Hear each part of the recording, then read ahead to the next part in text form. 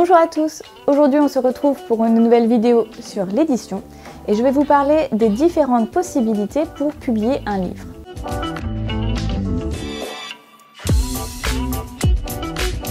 Quand j'entends publier un livre, je parle vraiment de l'objet livre, l'objet imprimé. Il existe 3 façons possibles d'arriver à ce résultat, d'avoir votre livre imprimé: le compte d'éditeur, le compte d'auteur et l'auto-édition. Vous avez sûrement déjà entendu parler de ces différents types d'édition, mais ça peut paraître extrêmement flou quand on ne sait pas à quoi ça se rapporte.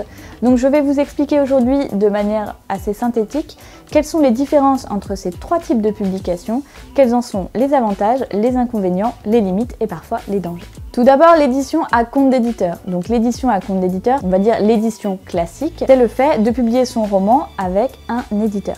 Ce n'est pas un éditeur, une personne qui fabrique en tant que telle les ouvrages, c'est en fait les personnes qui vont sélectionner les manuscrits en fonction de leur ligne éditoriale. Là-dessus, je vous invite du coup à aller voir ma vidéo sur l'envoi des manuscrits et la prospection des éditeurs, puisque j'explique un petit peu plus en détail cette partie-là. Une maison d'édition, un éditeur, c'est une entreprise avec plusieurs personnes qui ont des rôles bien définis, qui vont permettre à ce roman de sortir en librairie. Donc un éditeur, il va travailler avec vous le texte, il va ensuite choisir la couverture. Donc pour ça, soit il va avoir un illustrateur ou un graphiste en interne, soit il va l'externaliser, mais en tout cas, c'est lui qui a ça à charge. Il va ensuite s'occuper du marketing, de la promotion. Il va avoir une équipe commerciale également qui va négocier avec un diffuseur-distributeur la mise en place en librairie des ouvrages. La principale caractéristique du compte d'éditeur, c'est que vous allez céder vos droits d'auteur à l'éditeur. Vous allez ensemble signer un contrat.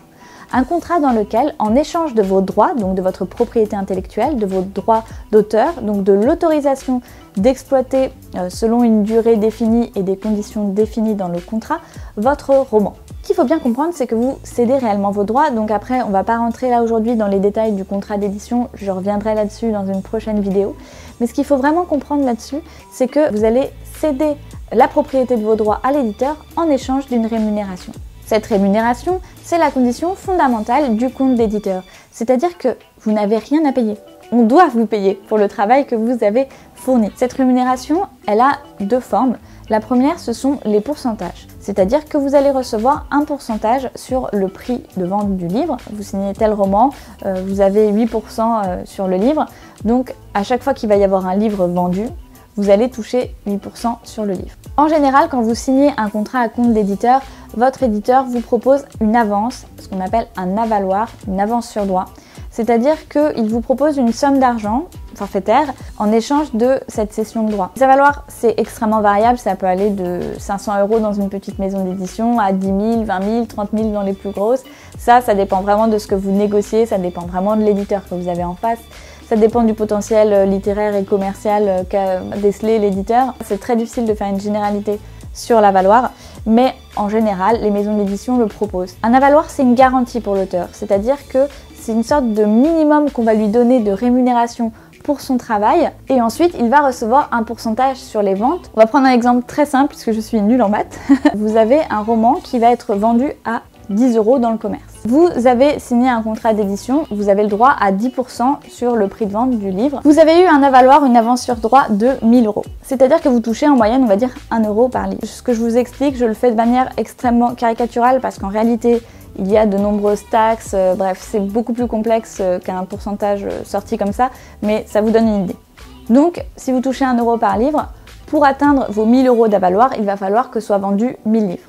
Une fois que vous avez vendu les 1000 livres, vous allez commencer à toucher en fait le pourcentage par vente. Donc ce qu'il faut bien comprendre, l'avaloir, l'avance sur droit, c'est une sorte de minimum garantie. Et une fois que vous avez entre guillemets remboursé cet avaloir-là, vous allez commencer à toucher des droits d'auteur. Donc cette avance sur droit, c'est un minimum garanti. C'est-à-dire que peu importe les ventes de votre livre, vous aurez, quoi qu'il en soit, cette avance-là, donc dans cet exemple-là, 1000 €. L'avance, l'avaloir, on la touche à des moments variés en fonction du contrat. Certains éditeurs versent l'avaloir à signature, d'autres à parution, d'autres encore à remise du manuscrit. Donc ça, voilà, ça dépend vraiment des éditeurs.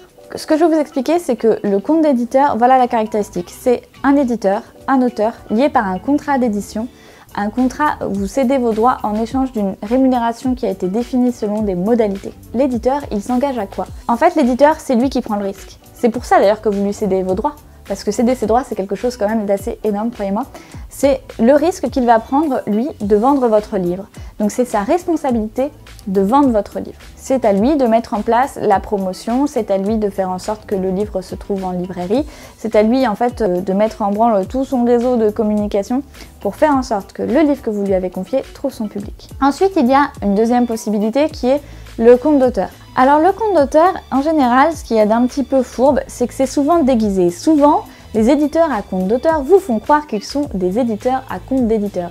C'est-à-dire qu'ils vous font croire que voilà, votre manuscrit a été sélectionné, vous allez être publié. Et quand vous allez, ivre de joie que vous êtes, demander plus d'informations, on va vous dire oui, mais à une condition, vous allez devoir payer. Alors là, vous êtes face à un dilemme, vous vous dites mon Dieu, mais quelqu'un a sélectionné mon roman et finalement je vais devoir payer. Le problème étant qu'en général, les maisons d'édition à compte d'auteur, elles ne font aucune sélection. En fait, elles en ont absolument rien à faire du côté littéraire. Enfin, moi je trouve qu'elles ont un côté assez pernicieux à ce niveau-là. C'est qu'elles jouent en fait sur les rêves des auteurs en leur disant qu'elles sont sélectionnées et ensuite vous allez devoir payer pour pouvoir voir votre livre publié. Alors pourquoi pas? Je comprends qu'on puisse avoir envie de payer pour voir son livre publié. Le problème c'est qu'en fait, l'éditeur à compte d'auteur n'a d'éditeur que le nom. Il n'est qu'un prestataire de service. Il va juste faire le lien entre vous et un imprimeur. Parce qu'en fait, il va vous promettre souvent des référencements. Mais sachez qu'à compte d'auteur, vous ne trouverez pas votre livre en librairie. Aucun éditeur à compte d'auteur n'a vraiment une grosse force de diffusion. Il y a parfois quelques exceptions dans le paysage, comme l'Harmattan, qui quand même est assez controversé, mais qui permet parfois la publication de certaines œuvres pointues, scientifiques, qui ne trouvent pas leur place dans des catalogues. Donc ça peut être une solution alternative. Néanmoins, rares sont les éditeurs à compte d'auteur qui ont réellement un réseau de diffusion. En général, tout ce qu'ils font, c'est qu'ils référencent votre livre sur la Fnac.com et Amazon. Vous êtes tout content, vous voyez votre livre avec une couverture sur la Fnac.com, mais il est juste disponible en commande en fait, vous ne le trouverez pas en rayon. Donc ça vous fait peut-être plaisir sur le coup, mais sachez que ça ne va pas vous apporter plus de lectorat que ce que vous avez déjà à la base. Ça, je veux vraiment le dire parce que j'ai croisé je ne sais pas combien d'auteurs déçus qui ont payé 2000, 3000 € pour se voir publier et qui finalement se retrouvent un peu les mains vides et se rendent compte qu'il n'y a pas particulièrement de suivi, de correction ou quoi que ce soit. En général, l'éditeur à compte d'auteur ne vous demande pas de cession de droit, en tout cas de ce que je sais, mais vraiment faites très attention avant de signer le moindre contrat. Je vous incite à être vraiment vigilant. Donc que faire si par exemple vous avez envie de publier votre roman, que vous êtes prêt à payer, mais que vous n'avez pas envie de vous faire arnaquer en gros. Il existe une dernière solution, l'auto-édition. Si vous n'avez pas trouvé chaussure à votre pied chez un éditeur à compte d'éditeur et que vous avez quand même envie de publier votre livre, ce qui se comprend très bien, je vous conseillerais plutôt alors de le faire vous-même. Dans l'auto-édition, du coup, on trouve vraiment de tout. Mais alors, vraiment de tout, c'est la porte ouverte totalement. En même temps, ce qu'il faut savoir, c'est que l'auto-édition se démocratise en fait de plus en plus ces derniers temps. Il y a aussi des artistes qui ont fait le choix en fait de ne pas passer par un éditeur et de le faire eux-mêmes. Je pense à une youtubeuse comme Je ne suis pas jolie, qui récemment a expliqué qu'on l'avait démarché en fait pour faire un livre beauté, et qu'elle a décidé de le faire elle-même avec toute sa famille. Donc en fait, elle a vraiment pris tous les risques éditoriaux, donc elle a gardé ses droits, elle a payé toute la fabrication de son livre, elle a trouvé des réseaux de distribution, elle l'a fait. Moi je trouve ça très courageux et très intéressant comme solution alternative. C'est une façon aussi de garder ses droits, c'est une façon d'être maître à bord. Ce qu'il faut savoir, c'est que ce genre de personnes, quand elles font ce choix, elles ont une grande communauté derrière, elles ont des moyens, elles ont des contacts, donc ça peut marcher à ce niveau-là. Par contre, quand on sort de nulle part et qu'on publie son livre, tous les frais sont à notre charge, les frais de fabrication, la couverture, donc c'est quand même vraiment un énorme travail. Il faut aussi parfois trouver des correcteurs extérieurs puisque ça ne va pas être suffisant. Souvent, l'auto-édition inspire une certaine méfiance ou parfois un certain mépris des professionnels puisqu'ils estiment qu'en effet, il n'y a pas eu de travail de sélection puisque n'importe qui peut se publier. Ce qu'il faut bien comprendre, c'est que quand vous allez publier votre roman en auto-édition, vous allez vous retrouver avec les livres, mais ensuite, que faire? Puisque peut-être que quelques librairies de quartier voudront bien vous le prendre, mais c'est très difficile d'accéder aux grands canaux de diffusion si vous n'avez pas derrière vous une maison d'édition. En revanche, en fait, tout dépend de ce que vous voulez, tout simplement. Si vous avez juste envie de publier un livre pour vous, pour votre famille, si vous avez envie de démarrer, si vous avez envie d'aboutir votre projet, ça va vraiment dépendre en fait de vous, de vos ambitions, de vos envies, de ce que vous avez envie de faire et de pourquoi vous voulez publier. Donc l'auto-édition, je dirais que ça peut vraiment être une alternative. C'est pas forcément d'ailleurs un dernier choix, certains c'est un choix voulu parce qu'ils n'ont pas forcément trouvé d'interlocuteurs qui voulaient leur roman, peut-être qu'ils n'étaient pas contents des conditions qu'on leur propose. Ce qu'il faut comprendre, c'est que c'est un choix très solitaire et difficile.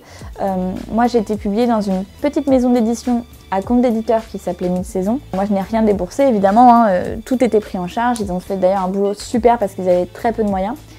ils me prenaient en charge les salons, les déplacements, bon bref tout. Mais on s'est vite rendu compte qu'en fait ils n'avaient pas de diffuseur-distributeur. J'ai quand même vendu mine de rien dans la première édition plus de 2000 exemplaires de La Langue du Silence. Donc c'était quand même déjà une belle performance entre guillemets. Mais comment j'ai fait? On faisait des salons. Presque tous les week-ends, on faisait des salons du livre. Il faut vraiment avoir envie de porter des cartons, de parler à des gens, d'aller à la rencontre de son public. C'est dur, honnêtement, c'est difficile. Moi, je l'ai fait pendant un temps. Après, je me suis un petit peu épuisée, je vous avoue. Mais ça peut être une solution si vous voulez publier l'auto-édition. Ça, c'est vraiment les 3 possibilités pour avoir un livre publié, un livre physique, un livre papier. Si vous voulez après publier votre livre entre guillemets, il y a toujours la solution du numérique qui est de plus en plus en vogue. Et donc là, c'est le format numérique parce que vous allez pouvoir le mettre en EPUB par exemple. C'est l'idée d'être lu en ligne par des gens. Ça peut être un premier pas, mais en tout cas, c'est un type de publication, le numérique, qui est particulier. Là, je parle vraiment que de la publication d'un livre physique. C'est mon opinion, ça n'engage que moi, mais je trouve qu'entre le compte d'auteur et l'auto-édition, mieux vaut faire les choses soi-même, prendre ses risques, plutôt que de rémunérer quelqu'un pour faire ce que vous pourriez actuellement très facilement faire en quelques clics sur internet. Une des principales limites, en fait, je dirais, entre le fait de publier avec un éditeur et de se publier soi-même, c'est qu'en effet, il n'y a pas de travail de sélection. C'est pour ça que les éditeurs ont gagné un peu leur lettre de noblesse. C'est que quand on achète un livre qui est publié à compte d'éditeur, on sait qu'on achète un livre qui a priori a été sélectionné, qui correspond à un certain nombre de critères de qualité. Après, ce qu'il faut relativiser de nos jours, c'est que vous savez sûrement, on est actuellement dans une surproduction de livres qui est très impressionnante. Les éditeurs publient de plus en plus. Dans tous les livres publiés, soyons honnêtes, on peut se questionner parfois sur la sélection de cette fameuse qualité. Du coup, même le compte d'éditeur a parfois aussi ses limites et c'est important de le souligner. Finalement, cette surproduction et le fait que soit publié de plus en plus de choses pour des raisons assez diverses fait que le lecteur, c'est normal aussi à un moment donné qu'il s'interroge sur la qualité de ce qu'il va trouver en librairie. Je trouve que les éditeurs actuellement deviennent de plus en plus vraiment des chefs d'entreprise, c'est-à-dire que ce sont des très bons gérants de leur business, mais ça devient de plus en plus rare en fait d'avoir des vrais échanges sur la littérature, sur les corrections de direction littéraire avec des éditeurs, puisque ils sont actuellement dans un contexte qui les obnubile beaucoup sur leur survie. Donc même pour les auteurs à compte d'éditeur, ça pose des questions. Il y a beaucoup d'auteurs récemment en bande dessinée par exemple, ou même des auteurs de littérature, qui ont été publiés chez des éditeurs et qui maintenant font le choix de l'auto-édition en se disant oui mais moi si être publié c'est finalement donner mes droits contre un petit pourcentage pour voir mon roman en librairie mais qui s'en vendent pas beaucoup et que finalement mon éditeur il a pas trop le temps de faire des corrections avec moi, ça pose un problème. Je pense à Maliki qui a récemment mis en ligne un strip que je vous invite à voir, je vais vous mettre le lien en barre d'infos et j'ai eu son autorisation pour faire une vidéo d'ailleurs sur le sujet en utilisant des éléments de sa bande dessinée. Elle explique en fait que, Maliki, qui d'ailleurs est un homme, donc elle, je ne sais pas vraiment du coup, cet auteur explique que finalement, il est arrivé au bout. Il est arrivé au bout d'un système, il s'est épuisé à produire parce qu'il faut toujours écrire plus dans des délais plus serrés et qu'il gagne mal sa vie et qu'il a décidé de passer au financement participatif. Du coup, plus d'intermédiaires, c'est moi et c'est mes lecteurs. C'est aussi une autre solution. Les possibilités d'édition ont leur force, elles ont leur faiblesse, ça dépend vraiment de votre profil, ça dépend de ce que vous voulez. Comme je vous le disais, il y a des gens qui font les chemins inverses. Il y a des auteurs à compte d'éditeur qui se mettent à l'auto-édition ou au financement participatif. Il y a des auteurs auto-édités qui ne rêvent que d'une chose, c'est d'être publiés à compte d'éditeur chez un éditeur. Il y a un peu tous les cas de figure. L'essentiel, c'est que vous soyez au courant des différentes modalités de publication possibles pour faire votre choix. J'espère en tout cas que cette vidéo vous a éclairé sur les différentes modalités de publication possibles aujourd'hui. Si vous avez des questions dans les commentaires, n'hésitez pas. Pareil, auteur, n'hésitez pas à me faire part de vos expériences, c'est toujours très intéressant. En ce moment, il y a vraiment un mouvement qui est en train de se créer chez les auteurs parce que c'est vrai que les conditions se sont extrêmement durcies, comme l'ont montré beaucoup d'études. On est dans une situation qui interroge en tout cas, qui bouscule les lignes sur la façon dont on est publié aujourd'hui. Donc je trouve ça très intéressant d'ouvrir le débat et de se questionner là-dessus. Je vous remercie beaucoup d'avoir regardé cette vidéo et je vous dis à très bientôt. Moi-même, ça me stressait pas mal les premières fois que j'ai envoyé des manuscrits, donc je me suis mise à lire différents avis sur le sujet. De mon expérience, moi j'ai toujours fait des lettres d'accompagnement extrêmement sobres et simples. En fait, ce qu'il faut bien comprendre, c'est qu'une lettre d'accompagnement, c'est pas une lettre de motivation, c'est pas une supplication à l'éditeur pour vous publier. Ce que veut l'éditeur, c'est avoir